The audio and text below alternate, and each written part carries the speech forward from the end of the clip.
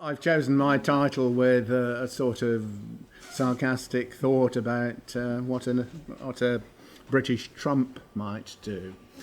So the answer, of course, to that question is no. But I'll try and give you a better sort of no as we go along. Okay, now, if we think about industrial strategy, putting my economist's hat on, first thing I think we should note is that a recent piece in Vox EU actually has polled UK economists and came to the conclusion, reported that they quite strongly think a new industrial strategy is needed.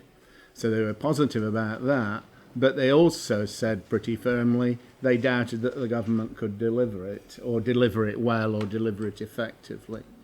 I think as an economist we would want to think about which market failures is an industrial strategy aimed at correcting, and do we have some sort of efficient correction in there.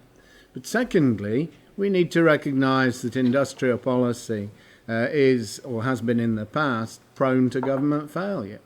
Government failure is the sort of thing which is pursuing votes rather than economic efficiency. It's conventional and I think quite useful, although it has some limitations. For what I want to say in the next 5 minutes, I think it's probably quite useful to distinguish between horizontal industrial policies and selective ones. I'll give you a definition on the next slide in a moment. I'm going to argue that better horizontal policies would be my top priority, and I certainly think there are some weaknesses, some serious weaknesses in what we've been doing and some overlap with what Richard said there.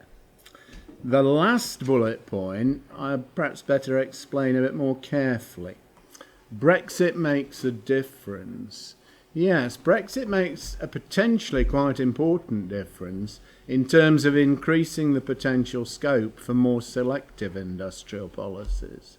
British policy has been constrained by membership of the EU and EU state aid rules. EU state aid rules essentially prohibit aid, and aid is defined in all sorts of ways. It includes grants, subsidies, soft loans, whatever you might think of, which affect the sort of competitive position of a sector and have a material effect on trade. WTO rules also clearly have some limits on selective industrial policy, but I think my reading of the story is there's actually quite a lot more leeway for selective policy there, and we have seen quite a lot of it in use by WTO members recently. The second difference that Brexit makes, I think, is to put a lot of pressure on the government to adopt more selective policies. This is going to be, I think, in the context of threats to leave the UK. It's going to be in the context of worries about still being able to attract FDI or keep in the long term the stocks of FDI which are already here. It will be very expensive, I suspect, to try to address that by horizontal policies. The temptation will be selective. Left behind voters, I think Sasha talked about those in effect this morning, in terms of the people who voted for Brexit, in terms perhaps of the people who support UKIP, and there clearly was quite a big overlap. I think we know that these are people who are relatively old, relatively badly educated on average, at least we think we know that. I think those voters are expecting from Brexit protection rather than liberalisation. I think that's quite an important aspect, and I think there's a strong tension in the government's Green Paper between modernising the economy in inverted commas and protecting or bringing up to speed regions or people who've fallen behind. I think there are potentially trade-offs there which the Green Paper just doesn't recognise. Or probably the people who wrote it recognise it, but was not politic to put it in the document, perhaps. Types of industrial policy then, horizontal policies are aimed at general activities like, say, innovation. They probably aren't sector neutral in terms of some sectors stand to gain more than others, but they're not specifically aimed at improving a sector's position. So an example, I think, of a neutral policy in innovation would be an R&D tax credit, approximately. In terms of innovation policies of the past, perhaps that would be picking winners. We back particular national champions. We aimed to favour very strongly particular technologies. Soft industrial policy is possibly what the coalition was trying to do. If I'm going to try and offer a set of areas where horizontal industrial policies could do better, I'm going to offer you this list in a moment and just make a couple of comments about each one. What I would want to say, though, in the background to the current productivity puzzle, is that although I think we could do better, it's not obvious to me that we've done a lot worse in the last several years. In other words, whatever's been going on in the economy doesn't seem to me to be due to new policy failure, if I can put it like that. The things which I complain about, I would have complained about before. And I'm... we can come back to that question time if you like. Innovation, Richard, I think, touched on very well. We know we don't do very much R&D. We know Britain does have a serious short-termism problem. We know that there has been a very haphazard process of support for R&D, including some policies which have been excoriated by the IFS, notably the patent box. So design of policy is perhaps not as good as it might be here. Infrastructure, we know we've not been spending for a long time. We also know we've been spending it badly. We spend far too much on railways and not enough on roads, for example. We make foolish decisions about energy policy, for example, and so on. The general point there is we've spent far too little. Tax structure, well, I just say in shorthand, the Merley's review for the IFS told us quite a lot about how to design a more growth-friendly tax structure. Skills, again, well documented that Britain has a skills problem. The really bad news is the basic skills of young workers are just as bad as old ones. So the cohorts continue to be poor. And if you've ever heard me talk before, you'll know that my hobby horse is the planning system. I really do not like the land use planning system, and I do think it creates a lot of distortions and has productivity implications. The Green Paper doesn't address the tax structure or land use planning, but it does highlight and have some things to offer in the context of the other three there. But I think the key point here for me this afternoon is down at the bottom. If you don't like the policies that we've been using, we've not been stopped from using better ones by the EU. EU membership has been irrelevant to that because essentially state aid policy allows pretty much any horizontal policy that you want. And I don't think any of the improvements I might have in mind there are constrained by EU membership or have been. UK government failure has been the issue. And I don't mean by that civil servants. I mean, because there are several here. I'd better say that very clearly and loudly, or former civil servants. I have in mind politics and whether or not you can do the things you'd like to do in the political system. Brexit is irrelevant to improvement, but it might make the constraints worse, would be my guess. Downsides of selective industrial policy, I agree one can make cheap shots about picking winners in the 1970s. I also think the record in that period was very poor. It has deservedly got a bad name. I'm inclined to think the problems with selective policy are systemic. It's not simply that we got a set of particularly bad decisions in the 1970s, and I do wonder whether the government's proposed sector deals can avoid these problems.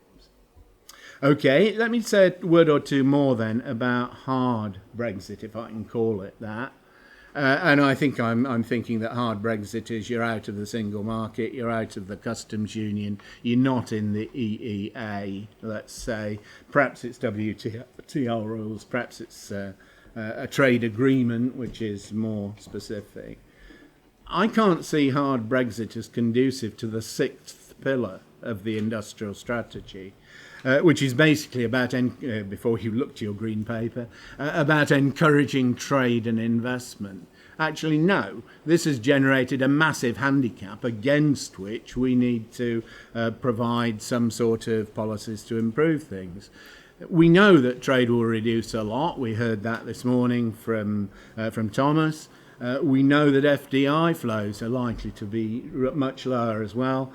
We've heard that during the course of the day.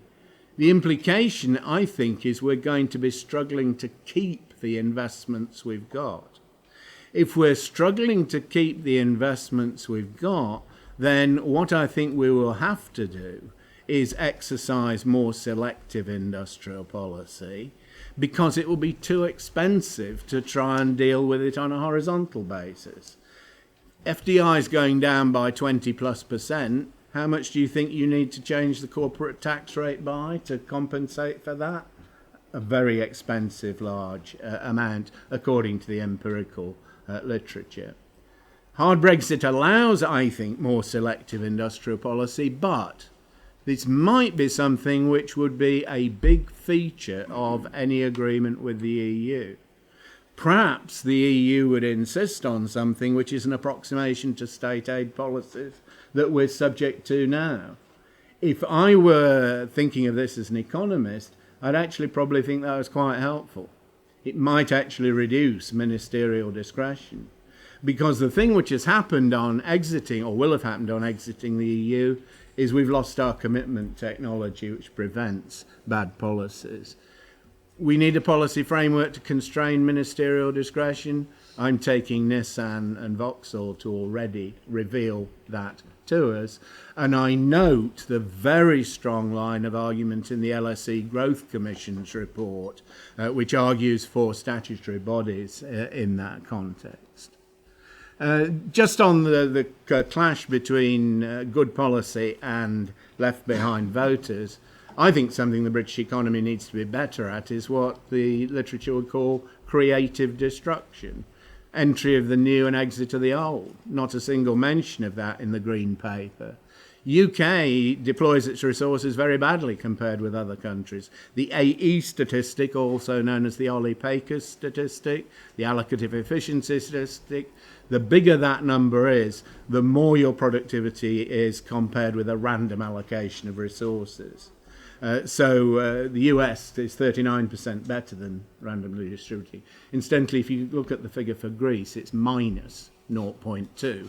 So they would actually be better off with a random allocation, it seems to me.